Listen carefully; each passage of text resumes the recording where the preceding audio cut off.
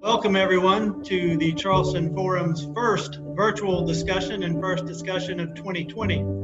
The topic of the impact of the pandemic is certainly a discussion no one anticipated having, and this is a format that certainly we didn't anticipate having one in at the beginning of the year. Back in 1966, King recognized that there was something wrong with our healthcare delivery system in this country, and he called it the most shocking and inhuman. And just fast forward, we have seen how shocking and inhuman the healthcare delivery system is in this country, and it's got to be fixed. We're having this conversation about the value of life, that 2,000 people dying a day may be an acceptable risk for economic success. That is not only a false narrative, it is a dangerous indictment of the moral courage that we have in our nation. Our obligation is to ensure that we protect everyone, protect and serve. And it takes moral courage to say that we will do what we can to serve as many as we can.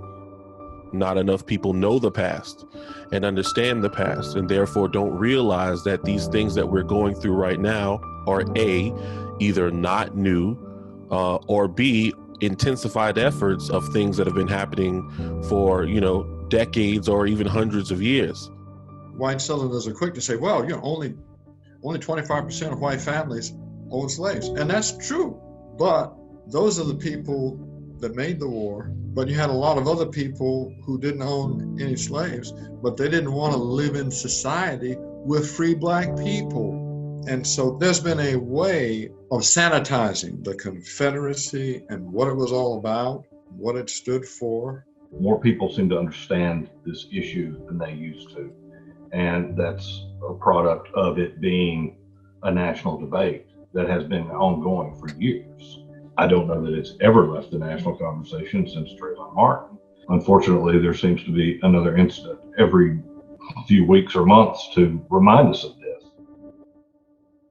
Currently, you see the people in the streets making their voices heard to let those in charge know that this is unacceptable and we won't repeat another 40 years of what's going on today. And this idea that we have to always wait for change, any change is always given to us as like, hey, just wait and just take your time, it'll come. And again, that absolves the people who are in power from having to make those decisions. And for someone like myself, I don't have time to wait. Leadership is about doing your job, not keeping your job.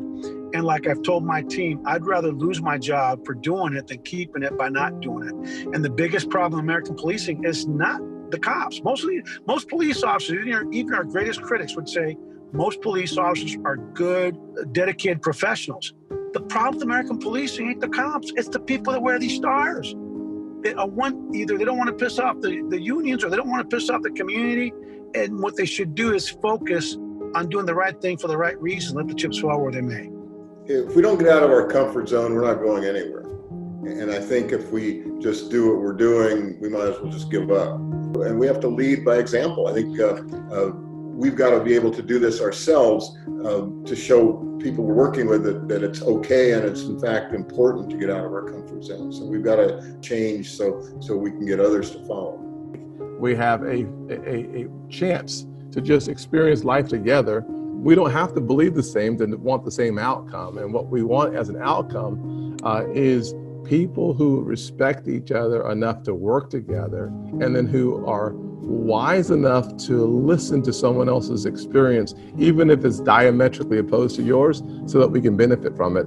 Our responsibility as educators is to teach students how to have respectful, open conversations with each other, with their parents, with other members of the community, with just anyone, even with their own teachers. So it's up to us to give them the tools to do those things, and then to give them the mic, let them go. And as my dad would say, son, do it by precept and example.